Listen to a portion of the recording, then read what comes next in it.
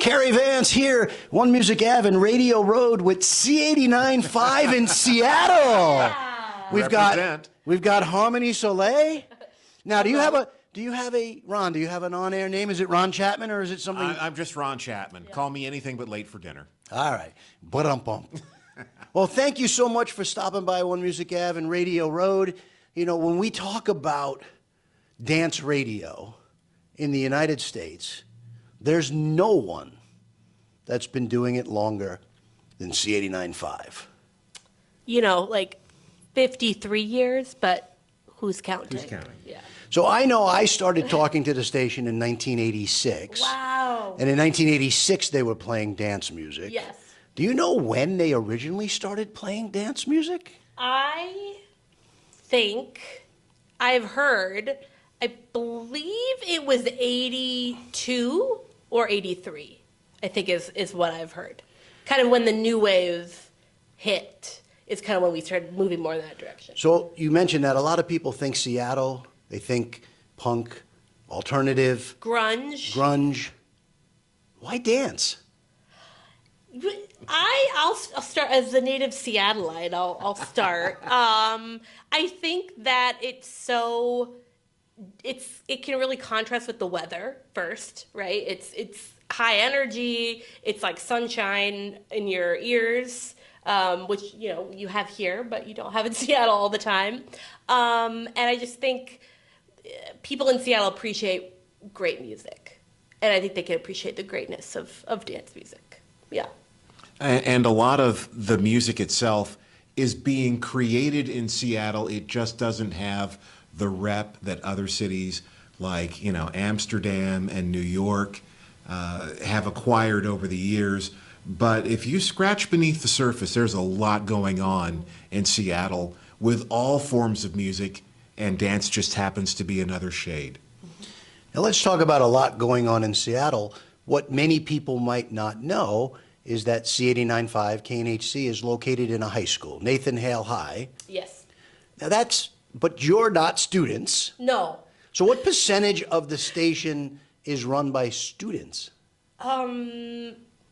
Students do everything that you hear on the air. They host, they record the spots. We're also a non-profit, non-commercial station as well. So they do the underwriting credits. They help us fundraise. They help us, edit things and really get in there. And they're the backbone. There are more students than there are adults. I mean, that's straight up. We have a staff of 10, if that, 9?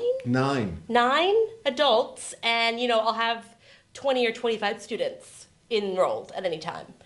Another thing that happens is that our students produce some of the programming and continue to produce it after they've left. So we really give them this foundation on how to do great things with music, and they carry it through their entire lives. One of the other things that the station does twice a year, you do pledge drive fundraisers. You're listener supported. Mm-hmm.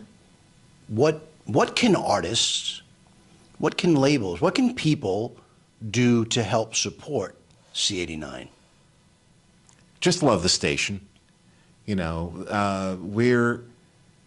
do the same things that commercial stations do. We have to do them a little differently because of certain rules from the FCC. But, if you want to do liners for us, we love it. If you want to come by and visit and maybe talk to not just, the listeners on air, but also come and hang out with our students and give them an idea of what happens with their songs when they get played on the radio. Or you can do what I did. I think Harmony was there that day when I brought Mel B in. And right next door to the station is a classroom that was teaching English, I think English Lit. Mm-hmm. And Mel B walked in and said, "What are we learning today, Shakespeare?" And walked out. And then all of a sudden the kids realized who it was. Scary Spice. Yeah, I forgot about that, but that did happen. And we've had Dylan Francis go up and sit and take questions. And yeah, it's really exciting when, students can interact with artists. We had Sophie Tucker came at the beginning of last year, and Tucker was shooting hoops in our gym, and it's a really cool experience to have them like come into high school, but then also just see that we're a space that belongs to students. Like they come in, they hang out, and then they'll be like, oh, here's Scary Spice. Makes an even bigger impact for them. Well, and how about the day that one of our students was on the air and Annabelle England was in the station, and Annabelle literally just kind of like burst in the studio and said, "That's my song. That's my song that you're playing right now on the radio." Yeah. She's like, "Can I introduce it?" And he's like, "Yeah." So they do it, and it was super cute. And then I'm like, "Jason, that's Annabelle. That's her song." And he graduated, but he's still like every so often when he comes back and visits, he's like, "I can't believe that happened. Oh my gosh." And it was just like so cute. It was such a special moment. Well, let's talk about Annabelle England. You're doing a show, very special show. I don't think I could give it justice trying to describe it. So tell us what you're doing in Seattle. Yeah, so I'll just intro it, and then Ron's been really in with it as well. But it's called Danceable. Danceable. We've not said it out loud. Yeah, spelling. But it is happening in conjunction with a lot of incredible other partners in the community in Seattle and actually beyond as well. And it's happening at the Museum of Flight in Seattle, and it's going to be an inclusive event where Annabelle's going to perform a very specific show, which I'll let... Well, we partnered with a group called Not Impossible Labs. And what they do is they take sound and translate it to vibrations, and the vibrations are carried through special suits. So there will be different points of presence on the wearer, and the sound, the music is translated into pulses and vibrations. And it's designed to be an inclusive event for the deaf and hard of hearing community. So when we talk about radio, we don't always think about the people that can't consume the product. And we wanted to do something where people that are just not normal radio consumers can come and party with us and have a blast. And that's what we wanted to do. I think that's incredible and great. And, music transcends, and, you don't really think about it, that people a lot of times say they can feel it. Yeah. So I think this is a great way to show an audience that might not normally be able to hear the music, to be able to hear it and feel it. One of the things I try to do is, you're in a high school, you're giving a lot of life advice to students, right? You're a teacher. Yeah. What's a piece of advice you would give to a young person today who wants to break into radio, who wants to be on air, who wants to be a music director or a program director? Wow. Ooh. That's a good question. I mean, every semester we will have a kid that really just kind of rises to the top, and they're just so incredible with their attitude and their thirst for knowledge. And a lot of times we'll just look at them and say, "Keep doing that." And they'll go, "What?" And it's like, what you're doing right now. Whatever that is, keep doing it. And, we just know we're going to have the next, John Records Landecker or Howard Stern or the next Pitbull or, it doesn't matter what the genre is. We know that there's somebody walking through our hallways right now that's headed for greatness. Or Macklemore, who also went through Nathan Hale for a minute as well. So, and I think it's interesting, too, to have students who aren't into it. I have a student right now who's been with me 3 years, threatened to drop the class when I made him talk on air. He's like, "I'm dropping the class if you make me do this." I was like, "You got to do this. It's part of the class. Everybody's doing it." And he did it. And now, he just comes in like at lunch and will hang out with us and then talks to all the staff. And, so sometimes it's like perseverance is really important, and stepping outside your comfort zone, like the student did. And he's gained so much confidence. He's like a different kid. And, if it's uncomfortable, keep doing it. As long as it's an okay and comfortable. But, you know, if it's like, ooh, this is scary and different, you should, you know, see where that takes you, because eventually you'll go normalized and you'll love it, and you could find a whole new, like, family and life path. On the onemusicave.com site, I asked a question this week to programmers. When you sit down to do music, what are the 2 or 3 most important things that come into play when you're deciding on a song? The way you do your music meeting, Ron, you're in the meeting, Harmony, you're in the meeting. I see the smile on your face, and Drew's in the meeting. Yes, right? Drew Bailey. So I send you a record, somebody sends you a record, you listen to it. If all 3 of you love it, we know we're in good shape. What happens? Does somebody become a tiebreaker? Is 3 people in there for a reason? You know, I will say, I think Ron's normally the tiebreaker, more likely than not. Well, I listen differently. Yeah. I mean, Drew is such an old soul when it comes to the dance culture and rave culture, and he feels things in his bones.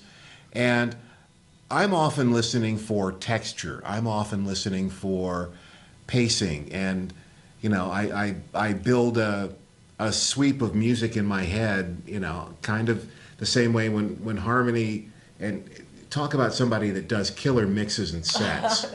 Oh my God. But, you know, listening to Harmony kind of gives me the perspective of where are songs going to fall against each other. And that kind of takes me to a different place. You know, if I'm hearing too many of the same kinds of things on the radio, I'll maybe shift in a different direction. But, you know, texture is everything. Yeah, and I think Drew and I have known each other for so long. Like, you know, he's known me since I was a kid, and, you know, he's like my weird older brother or something. Sometimes we will, like, have separate ideas or thoughts, and I mentioned this in another interview I did, but we almost had a rumble over Skrillex Rumble. I mean, it was like, it wasn't like fisticuffs, but it was pretty intense, and I love that. I love that we could do that. You know what I mean? I like that. I want to be able to, like, talk it out and fight for stuff. Can I swear? Sure. Okay, because my goal is just, I don't want to be fucking boring. You know what I mean? Like, there's so much great dance You know music out that, there. that your students are going to make that like a meme. I know. They'll be like, right? look what you They're going to did. go to the site. Oh, they will. I know. I've set myself up for them, and I've said make TikToks, and that'll probably be a TikTok. Yeah, there you go. But, you know, there's so much great stuff in there. I think, like, it's important to push back and kind of see what kind of great music we can all decide on. And we don't always have to decide, all of us, and agree. But it is nice to have 3, because, yeah, sometimes we got to talk about stuff a little longer. Everybody brings something different Totally. to the table. Yeah. Well, whatever the different that's being brought to the table is, it's definitely working, because you just achieved the highest ratings I believe the station's ever had. So congratulations to you, Ron. I know you've been at the station about 1.5 years now. Year and a half, yeah. Yeah. Crazy. Yeah. Yeah, thank you. Yeah, I love doing this. And, you know, I would probably do it for free, but I don't like to tell people that because I enjoy getting the paycheck. But I certainly love the music, and I've got such a talented team that I work with. I could not do this without Harmony. And, you know, she brings so much to the table, and I love her. And it's... I love you. Well, it's been a pleasure watching you grow, because I think, thank you you. know, I probably came to the station when you were a student Yeah, there. you did. Because I would come visit this. Definitely. I would go play hoops in the gym, right? Yeah. Probably not as good as Tucker is from Yeah. Trophy Tucker, but No one is, right? but Yeah, no, all totally. good. So before we end this interview, and I appreciate you spending some time with One Music Ave, and if you want to see this interview or learn more about C89 and other dance stations, onemusicave.com. But I'm going to do something called Cary's Quickies, right? where normally I give artists a chance to let their fans get to know them a little bit better. I think in this case we can let your listeners get to know you a little better, and maybe even the 2 of you get to know each other a little better. Okay. So I'm going to ask you to answer at the same time, and then you might look at each other like kind of like, all right, okay. so hot or cold? Oh, I'm always cold. cold. Pool or ocean? Ocean. Oh, pool. Fast or slow? Slow. Fast. What are we talking about? You know, a fan speed when I'm hot at my desk because I'm always hot and Ron's always cold. It's the highest setting. We're literally sitting back to back. Yeah, and I'm like- and I've got a heater under my desk, and she's got a fan, Yeah. and they're both going at the same Yeah. time. It's like, Yeah. I don't think I've ever gotten that answer. What's the fastest you've ever driven a car? Ooh. My car only has 4 cylinders, so not that fast. I don't know, probably like 90, maybe. I'm not, I don't want to know your answer. I though. don't know if the statute of limitations has run out on this Oh, answer, so there have been 3 digits in my top speed. Wow. Okay. Well, we're gonna talk more about that later for sure. Yeah. Sweet, sour, or salty? Ooh, could I do Umami. Sweet? Ooh, umami. Oh, Yeah. third choice. Oh, yeah. I would say sweet. All 3. Yeah, I kind of like all of them. Yeah. Mashed potato, baked potato, or French fries? French fries. Mashed potatoes. French fries. Or any potato, though. Yeah. Before you go to sleep at night, are you watching TV or reading a good book? Ooh. TV. Book or Nintendo Switch, Stardew Valley. Yeah. The Murder Channel. Oh, I do love the merge. I love it. Comedy or drama? Oh, Comedy. drama. Something breaks in your house. Are you fixing it or hiring somebody? Oh. How expensive is the item? Yeah. That's If I fuck it up, can I go and get another one Yeah. at Walmart tomorrow, or do I have to order it and wait for a few days? Yeah. Yeah, that's a good question. I'll try. I'll look up some, YouTube videos. I've had a plumbing thing at my house. I was like looking up. It was like a sink that won't, and I was like looking up Instagram videos and stuff. So buying those things that you stick in and didn't work. So now it's plumber. The zip stick. Yeah, did nothing. So Oh, those are I awful bought when you pull them back out. They're 2 like, of them. Yeah. So I'll try. Yeah. Hard or soft? soft. Ooh, man. I know what you're going to say. What am I going to say? What are we talking about? Well, see, because you sat next to me when I was doing my interview, so you know that. So what are we talking about? A bed? Okay. I like a medium firmness, honestly. Like a little soft though is good. Yeah, Yeah. life. Yeah. Life. Soft would be good. Yeah. Yeah. And the last question, what's the last song you sang in the shower? I don't really sing in the shower, but I get stuff stuck in my head on loop, Definitely Lovers in a Past Life, the new Calvin Harris, Ragged Bone Man. That was in my head all last night and I was trying to sleep. There's a duo called Lawrence, and they have a song that showed up in a Microsoft commercial, and it's called Don't Lose Sight. And I love the song, and I sing it loudly in the shower because I'll never be able to play it on the radio because it's got some bad words in it. Okay. Well, Harmony Soleil and Ron Chatman, C89.5 in Seattle, thank you so much for spending a little bit of time here on One Music Ave and Radio Road. Thank you for having us. Happy to do it. Thank you.